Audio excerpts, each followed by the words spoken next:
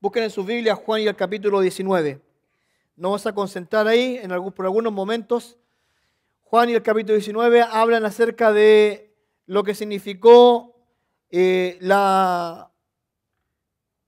hecho de que Jesucristo haya sido crucificado en una cruz. Juan 19, versículos del 1 al 3 mencionan lo que se denominan las 5 agonías de Cristo. Dice así: así que entonces tomó Pilato a Jesús y le azotó. Y los soldados entretejieron una corona de espinas y la pusieron sobre su cabeza y le vistieron con un manto de púrpura y le decían: salve, rey de los judíos. Y le daban bofetadas. En estos 3 versículos vemos 5 cosas que se les conoce como las 5 agonías del Señor Jesucristo. La primera de ellas fue que Él recibió azotes. Es interesante porque dice la Biblia: así que entonces tomó Pilato a Jesús y lo azotó. Y lo azotó. Es interesante que en el capítulo 18, como vimos la semana pasada, Pilato tuvo una conversación muy profunda con el Señor Jesucristo. Y Pilato dijo: yo no he hallado culpa en la persona de Él. No hay culpa, no veo culpa en este hombre. Y tuve una conversación que podríamos llamar una conversación en cierta forma abierta, donde Él inclusive llegó o intentó reflexionar algunas cosas, pero la crueldad de Pilato era tan grande, que apenas pudo, llegó y lo azotó. Y posiblemente no fue Pilato quien lo azotó, posiblemente fueron los soldados, pero dice la Biblia que dio la orden, tomó Pilato a Jesús y lo azotó. Ya vemos la crueldad de este hombre, la crueldad de Pilato, que simplemente azotó a Cristo. Es posible que Pilato pensara, y escuche bien esto, pensara que si públicamente azotaba a Cristo, los judíos iban a quedar contentos y no iban a pedir la cruz. Posiblemente iban a decir: bueno, ya está aquí Jesús, lo azotamos, le damos y se acaba. Y después lo dejamos libre. Pero no era así.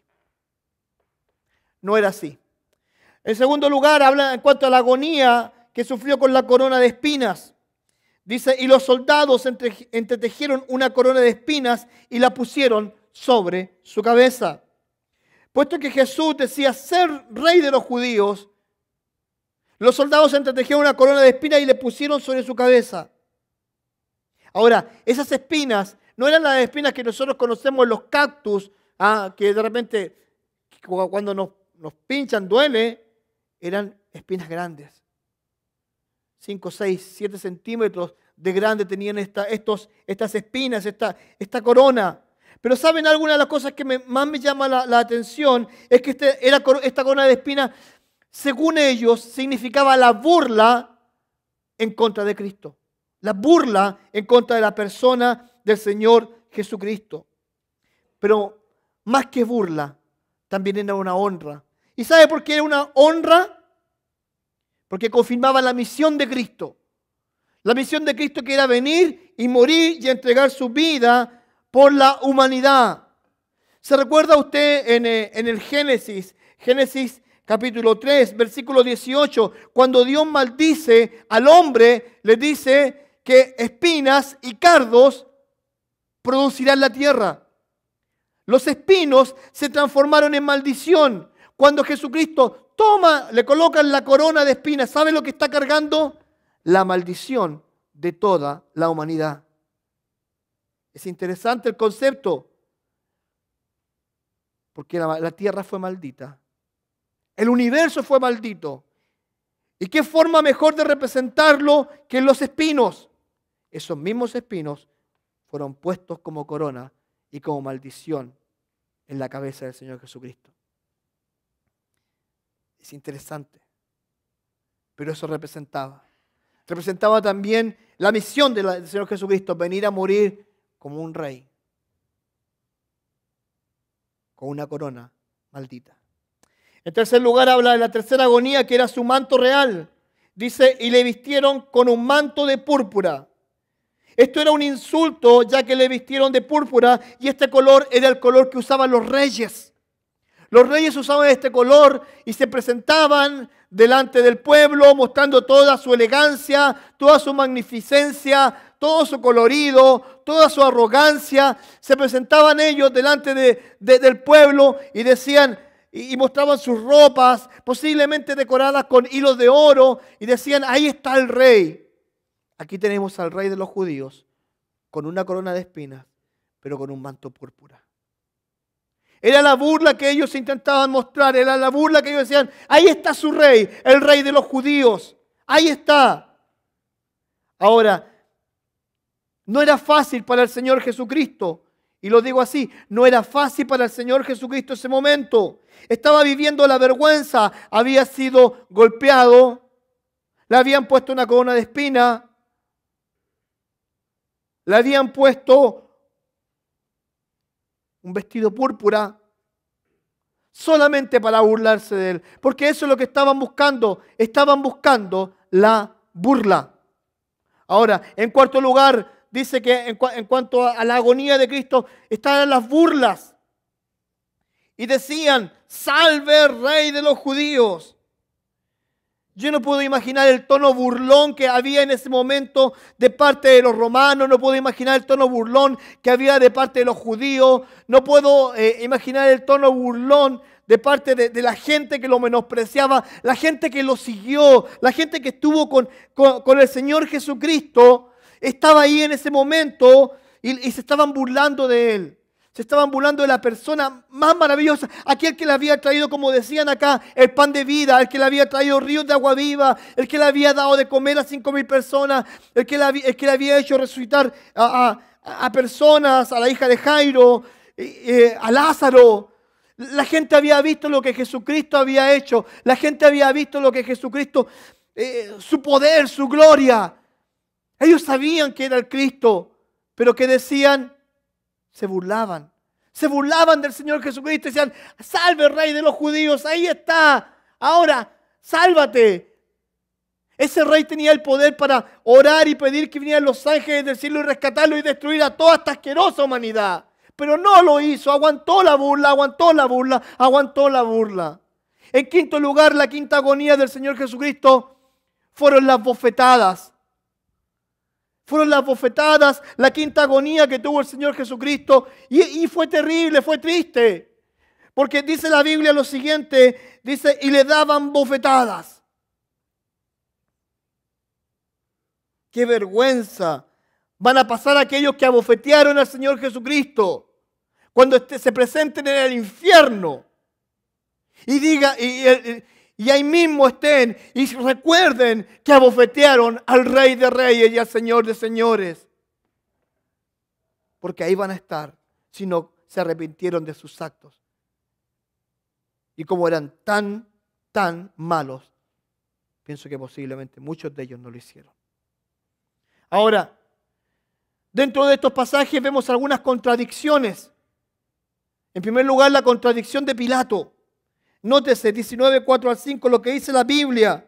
Dice, entonces Pilato salió otra vez y les dijo, mirad, os lo traigo fuera para que entendáis que ningún delito hallo en él. Y salió Jesús, llevando la corona de espinas y el manto de púrpura. Y Pilato les dijo, he aquí el hombre. Pilato era un hombre lleno de crueldad, lleno de odio. Y que en estas declaraciones lo único que está haciendo es menospreciar a la persona de Cristo. Dice, yo no he hallado culpa, me lavo las manos delante de ustedes, yo no he hallado culpa delante de este hombre. Y dice que sacaron a Jesús de ahí, lo sacaron, lo llevaron fuera. No estaba Pilato con Jesús, lo sacaron fuera. ¿Y qué es lo que dice Pilato? He aquí el hombre. Vean el vestigio de hombre que es eso. Vean a su rey con una corona que le está atravesando las sienes, con su rostro desfigurado, con sus sienes rotas. Vean a ese Jesús al cual lo abofeteamos y no tiene poder para hacer nada. Vean a ese Jesús que le laceramos la espalda, le abrimos la espalda completamente. Vean a ese Jesús que tiene un manto púrpura. Vean a ese miserable hombre. Eso es lo que está diciendo. Eso es lo que aparece en el original. Ese miserable hombre cuando dice, he aquí el hombre. He aquí lo que queda del hombre o el vestigio de hombre que hay. He ahí el hombre. ¿Por qué digo que es la contradicción? ¿Sabe cuál es la contradicción ahí? Que por un lado dice, yo no he hallado culpa en él. Es un hombre bueno. Pero por otro lado dice, vean esa porquería de hombre, esa mugre de hombre. Ese es el original. Eso es como sale, como debería salir. Era una burla en contra de Cristo. Por eso es la contradicción de Pilato. Ahora, siguiendo un poco con la contradicción de Pilato. Juan capítulo 19, versículos 6 a 8 dice, cuando le vio los principales sacerdotes y los alguaciles dieron voces diciendo, crucifícale, crucifícale. Pilato les dijo, tomadle vosotros y crucificadle porque yo no hallo delito en él. Los judíos le respondieron, nosotros tenemos una ley y según nuestra ley debe morir porque se hizo a sí mismo hijo de Dios. Cuando Pilato oyó decir esto, tuvo más miedo. ¿Sabe a lo que le tuvo miedo Pilato? A la presión social que estaban ejerciendo los judíos en ese momento. Porque los judíos, esos judíos que estaban ahí, podían armar una revolución. Y se le podía armar la grande a Pilato. Era la presión social a la cual le tuvo miedo. Era a la opresión permanente que los judíos estaban haciendo en contra de Pilato. Y más adelante le voy a explicar por qué. Y tengo un versículo que lo aclara mucho más. Esa presión social, político-religiosa que estaba enfrentando. Porque no era fácil para Pilato. Pilato le dice, ok, mátenlo ustedes. ¿Se dan cuenta lo que siempre Pilato trata de hacer? Trata de sacarse al muerto. Trata de sacarse el problema. Porque él entendía, y escuchen bien, él entendía que Jesucristo era inocente. Él sabía que era inocente. Pero él debía ejecutar la ley. Pero según la ley de él, era inocente. Pero según la oposición y la presión judía, era culpable. ¿Y cuál era la acusación? Busquémosla ahí en Lucas, si puede buscarlo, ahí lo tengo ahí. Dice, esta es la acusación. Y el que blasfemare en nombre de Jehová ha de ser muerto. Toda la congregación lo apedreará, así el extranjero como el natural. El blasfemo, el nombre, si blasfemare el nombre que muera, dice. Ese no es Lucas, me equivoqué yo de pasaje, pero es Levítico. ¿Ya? Dice, y el que blasfemare el nombre de Jehová ha de ser muerto. Toda la congregación lo apedreará. Eso era, escuchen bien esto, esa era la razón que estaban argumentando los judíos. Pero él nunca blasfemó el nombre de Jehová. Él dijo, yo soy el que soy. Yo soy Jehová, yo soy el Dios de Israel. Eso es lo que dijo. Él nunca blasfemó. Para ellos era una blasfemia. Pero él estaba diciendo la verdad. Él era el yo soy, el gran yo soy. Ahora, es interesante también que los judíos no tenían derecho de matar a nadie. No podían matar a nadie porque ellos estaban bajo el imperio romano. No podían matar a nadie. Por eso era la presión que había en contra de Pilato. La presión era constante para que él ejecutara la orden. Eso es lo que estaban buscando. Ellos lo que estaban buscando era un carnicero. Pero los verdaderos carniceros, y escuche bien, se encuentran en este pasaje. Juan 19, del 9 al 11, dice así. Y entró otra vez en el pretorio y dijo a Jesús, nótese, ¿se da cuenta? Jesús, o sea, Pilato cuando habló con los sacerdotes, Jesús no estaba ahí, Jesús estaba en otro lado. Lo habían dejado en otro lado porque Pilato empezó a tener una conversación con los sacerdotes en los versículos anteriores. Ahora entra Pilato al pretorio y dice esto. Y dijo a Jesús, ¿de dónde eres tú? Mas Jesús no le dio respuesta. Entonces le dijo Pilato, ¿a mí no me hablas? ¿No sabes que tengo la autoridad para crucificarte y que tengo autoridad para soltarte? Respondió Jesús, ninguna autoridad tendrás contra mí si no te fuese dada de arriba. Por tanto, el que a ti me ha entregado, mayor pecado tiene. ¿Quiénes eran los reales carniceros? ¿Era Pilato? Eran los judíos. Porque le dice, el que a ti me ha entregado, mayor pecado tiene. Eran los judíos. Eran los que estaban haciendo la presión en contra de Pilato. Ellos eran. No eran libres de culpa. Por más que los judíos intentaban presionar para que Pilato, y escuchen bien esto, fuera el asesino de Cristo y lo mandara a matar, Jesús dice, no toda es tu culpa. Los que me entregan tienen mayor culpa. Y estaban afuera del pretorio. Recuerden que no se contaminaban, ellos eran santos. Por eso no estaban los judíos ahí. Porque se da en dos lugares esta escena. Interesante, ¿no? Pero algo más en cuanto a esto mismo. La presión de los sacerdotes. Juan capítulo 19, versículos 12 al 16, dice así. Desde entonces procuraba Pilato soltarle, pero los judíos daban voces diciendo, si a este sueltas, no eres amigo del César. Todo el que se hace rey, a César se opone. Entonces Pilato, oyendo esto, llevó fuera a Jesús. Otra vez lo saca fuera. Nótese. Y se sentó en el tribunal en el lugar llamado el enlosado y en hebreo Gábata. Era la preparación de la Pascua y como a la hora sexta, entonces dijo a los judíos, he aquí vuestro rey. Pero ellos gritaron, fuera, fuera, crucifícale. Pilato les dijo, ¿a vuestro rey he de crucificar? Les pregunta. Respondieron los principales sacerdotes, no tenemos más rey que César. Así que entonces lo entregó a ellos para que fuese crucificado. Tomaron pues a Jesús y le llevaron.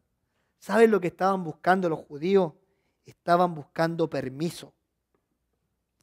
Y nótese aquí. Vea la primera parte de los versículos.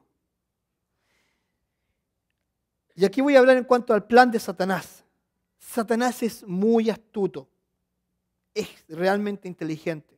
Satanás nos puede hacer caer así, si andamos débiles en la fe. Pero vean lo que hacen los judíos. Dice el pasaje, entonces procuraba Pilato soltarle, pero los judíos daban voces diciendo, si a este sueltas, no eres amigo de César.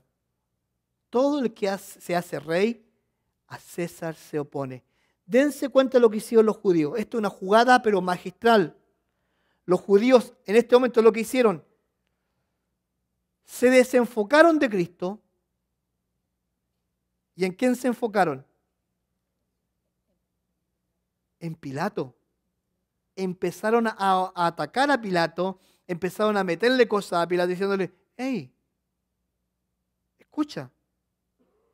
Dice, entonces no eres amigo del César. Si tú no le mandas a crucificar, no eres amigo del César. O sea, te haces opositor al César. ¿Se dan cuenta de lo que hace? Ya dejan de pensar en Cristo, dejan de pensar en la persona de Cristo y empiezan a enfocarse en la persona de Pilato. Y eso es lo que hace Satanás. Satanás muchas veces distrae nuestras miradas, distrae nuestra atención y se enfoca más en las cosas que más nos van afectando. Y estos sacerdotes religiosos estaban haciendo eso. Se estaban enfocando en castigar o en buscar la forma de crucificar a Cristo. Y no les importó irse en contra de Pilato. No les importó hacer esto en contra de Pilato. Por eso él tenía miedo. Ahora, también hay que ver algunas cosas. Recuerdan que en Mateo, Marco y Lucas habla acerca de que la mujer de Pilato tuvo algunos sueños. Toda esa presión estaba sobre Pilato. No estoy exculpando a Pilato. No estoy diciendo que no, que es una blanca palomita. No. Pero había una presión en ese hombre. ¿Ah? Ahora, buen punto. Tenía respeto a Jesús. En cierta manera lo tenía. Lo consideraba. ¿Se dan cuenta de lo trascendental? ¿Y qué es lo que hizo Pilato? Dice que después, así entonces lo entregó a ellos para que fuese crucificado. Tomaron pues a Jesús y le llevaron. ¿Quiénes se lo llevaron? Los judíos. ¿Por qué? Porque tenían permiso.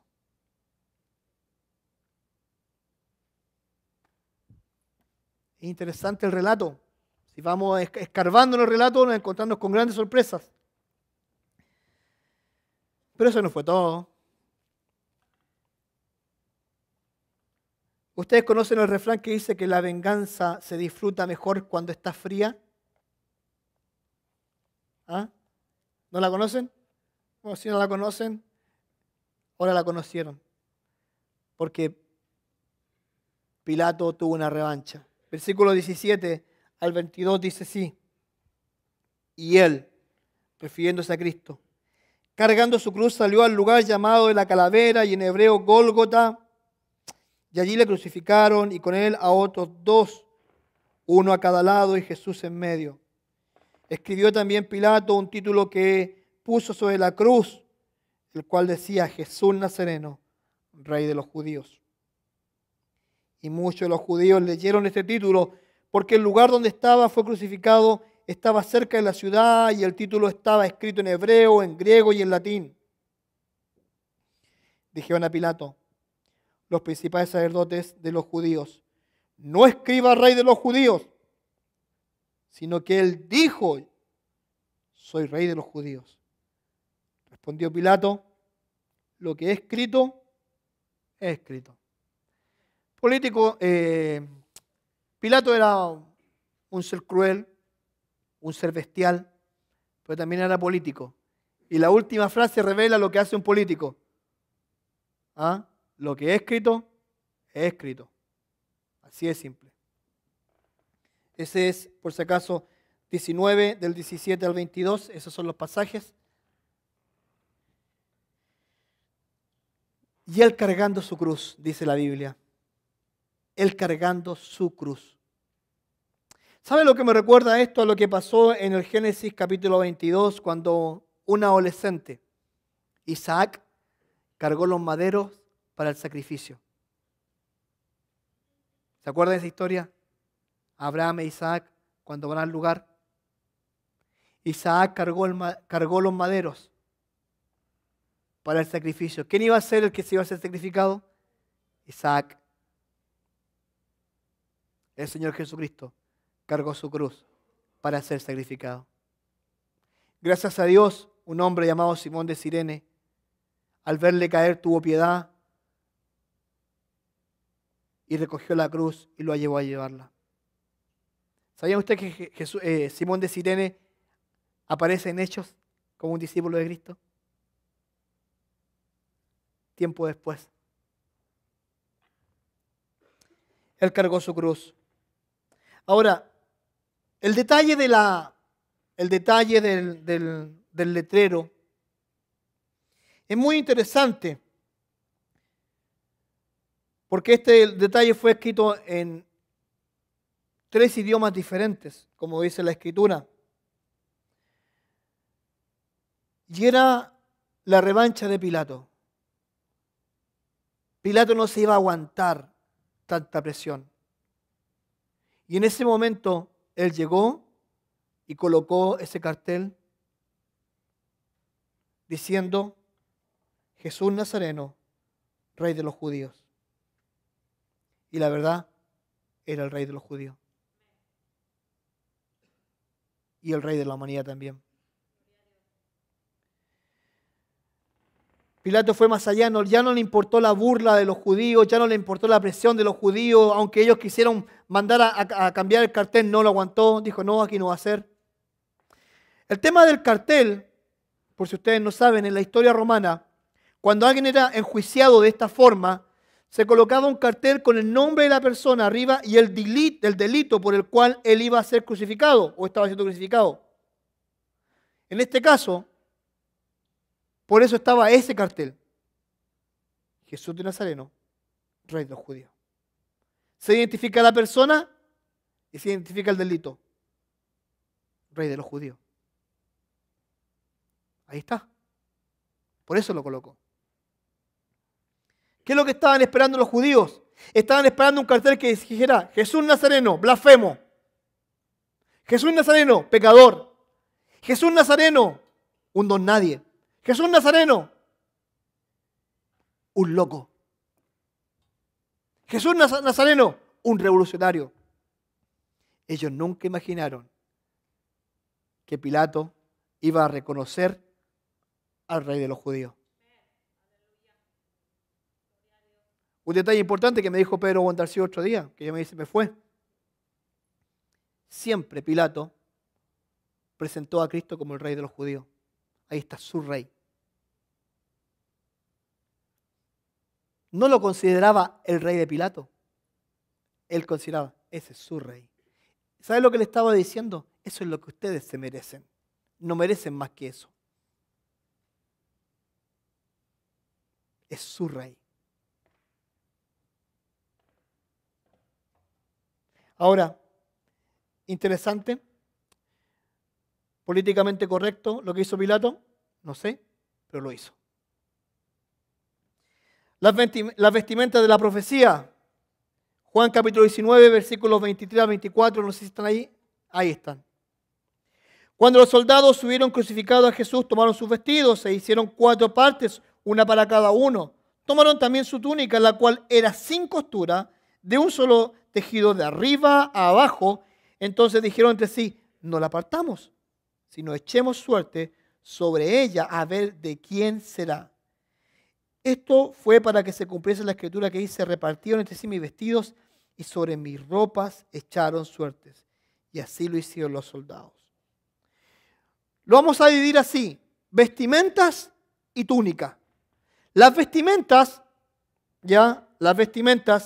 eran aquellas, ejemplo, la parte exterior, que era cinturón, sandalias, posiblemente un tapado. Eso eran las vestimentas, todo lo que cubría exteriormente a la persona de Cristo. Eso es la vestimenta. Pero la túnica era la ropa interior que él tenía, que era una túnica que partía desde el cuello y terminaba generalmente en las rodillas o en los tobillos a veces. Dependía. Esa era la túnica. Por eso dice que repartieron entre sí, entre 4 sus vestidos. Claro, estaba el tapado, estaba el cinturón, estaba la sandalia, posiblemente había un bordón, no sé. Habían diferentes, por eso eran diferentes prendas que cada uno se llevaron.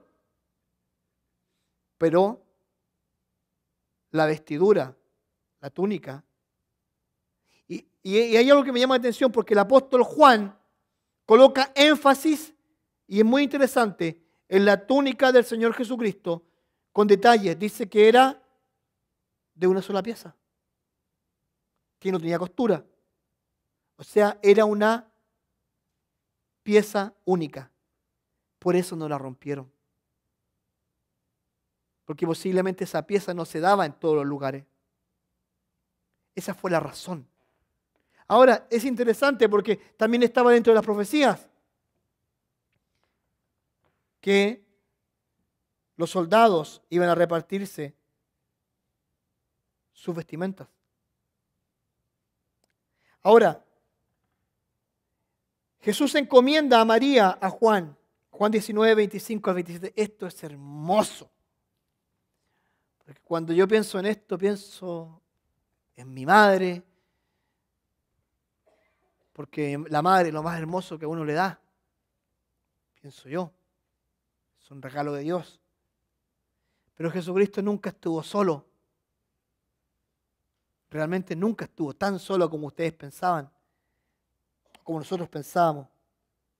Dicen algunos que no hay hijo malo para una madre, ¿cierto? Haga lo que haga el hijo, no hay hijo, no, si mi hijo no es tan malo. Quemó 2 casas, rompió 3 carros, pero no es tan malo, fue un momento que tuvo.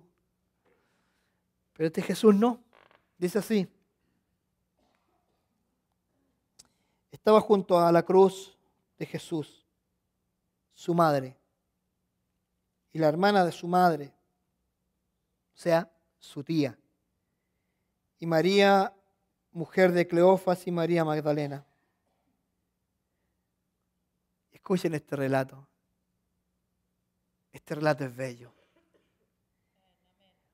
Cuando vio Jesús a su madre y al discípulo a quien amaba, este era Juan,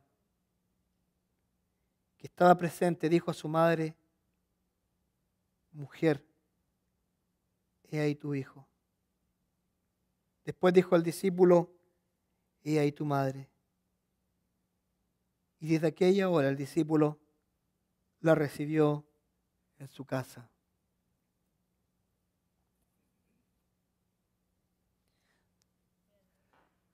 ¿Sabe lo que me enseña esto?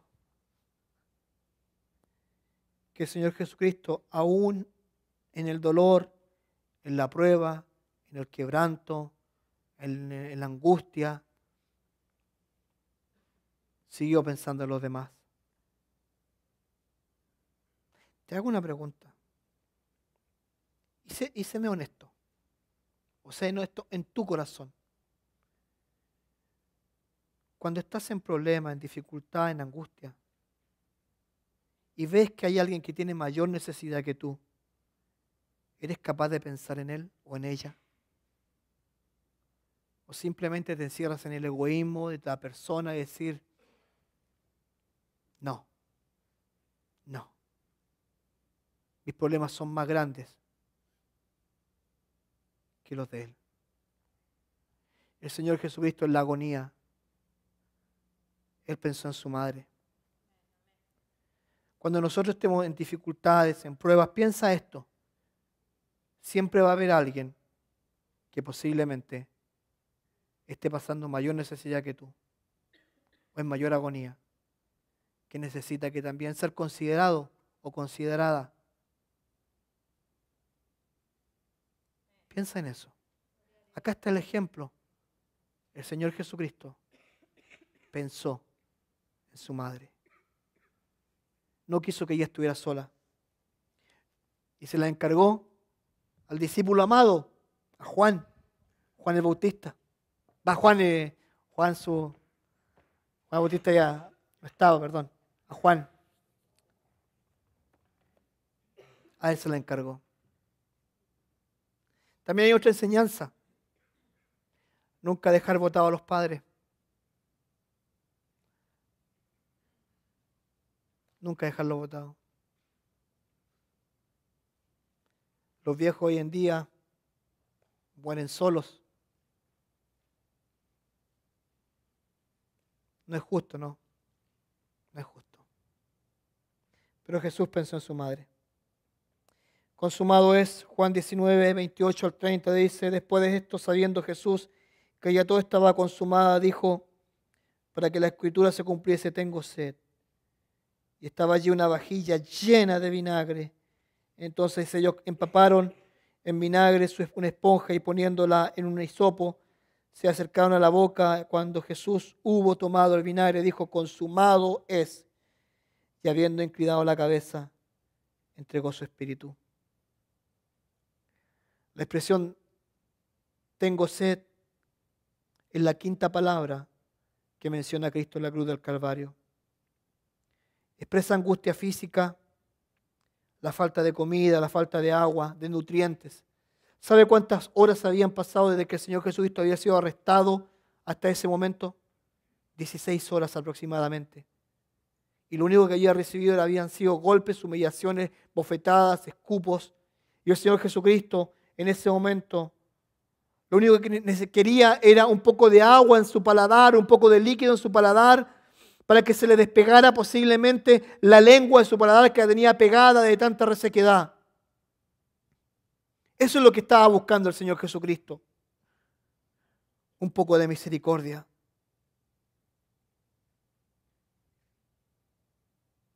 Pero ¿saben algo? Le dieron vinagre. Pero esto lo aprendí esta semana. ¿Sabía usted que lo que hicieron con el Señor Jesucristo al darle vinagre fue una expresión de misericordia y de amor? ¿Cómo? Lo que hacía el vinagre cuando era tomado aliviaba el dolor físico, refrescaba de mayor forma la lengua. Y la tradición decía que había mujeres a los costados de las cruces con potes llenos de vinagre y que a veces tenían especias para que el dolor físico fuera un poquito aplacado. Y dice que en ese momento el dolor físico del Señor Jesucristo posiblemente fue aplacado en unos segundos. Y ahí terminó. Consumado es. Consumado es. ¿Se da cuenta usted lo que significa eso? La obra se terminó. Para terminar, la conclusión es la siguiente. Dice, consumado es. Se acabó.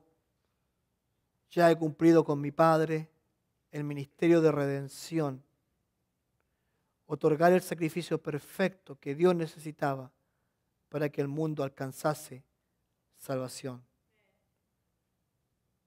Ahora viene la segunda parte.